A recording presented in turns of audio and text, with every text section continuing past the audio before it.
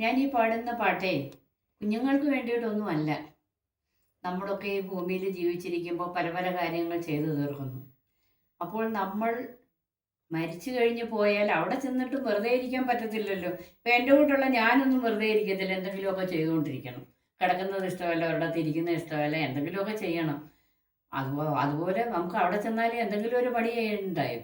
അപ്പം അതിനെ ഉദ്ദേശിച്ച് ഒരാൾ എനിക്ക് അയച്ചു തന്ന ഒരു പാട്ടാണിത്. വാട്സപ്പിൽ വന്ന ഒരു പാട്ടാണ്. അത് ഞാൻ നിങ്ങളെ കൂടി കേൾപ്പിക്കാൻ ആഗ്രഹിക്കുന്നു. ഞാനത് പാടിത്തരാം.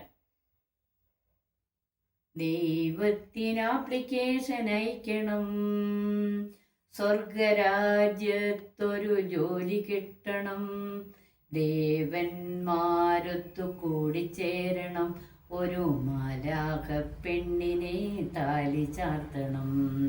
ദൈവത്തിന് ആപ്ലിക്കേഷൻ അയക്കണം, സ്വർഗരാജ്യത്തൊരു ജോലി കിട്ടണം, ദേവന്മാരൊത്തു കൂടിച്ചേരണം, ഒരു മാലാഖ പെണ്ണിനെ താലി ചാർത്തണം. പുഷ്പവിമാനത്തിലേറി പട്ടണം ചുറ്റാം, ഇഷ്ടമുള്ള സീനറികൾ കോപ്പി ചെയ്യണം. എന്തിനാണെന്നറിയോ? യൂട്യൂബിലേക്ക് ഇടാൻ വേണ്ടിയിട്ട്. പുഷ്പവിമാനത്തിലേറി പട്ടണം ചുറ്റാം, ഇഷ്ടമുള്ള സീനറികൾ കോപ്പി ചെയ്യണം, ആടി നടക്കേണം പിന്നെ പാടി നടക്കേണം, ആടി നടക്കേണം പിന്നെ പാടി നടക്കേണം, സ്വന്തമായി 2 സെന്റ് ഭൂമി വാങ്ങണം.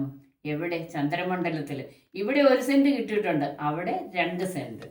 സ്വന്തമായി 2 സെന്റ് ഭൂമി വാങ്ങണം, ദൈവത്തിന് ആപ്ലിക്കേഷൻ അയക്കണം, സ്വർഗരാജ്യത്തൊരു ജോലി കിട്ടണം, ദേവന്മാരൊത്തു കൂടിച്ചേരണം, ഒരു മാലാഖ പെണ്ണിനെ താലി ചാർത്തണം.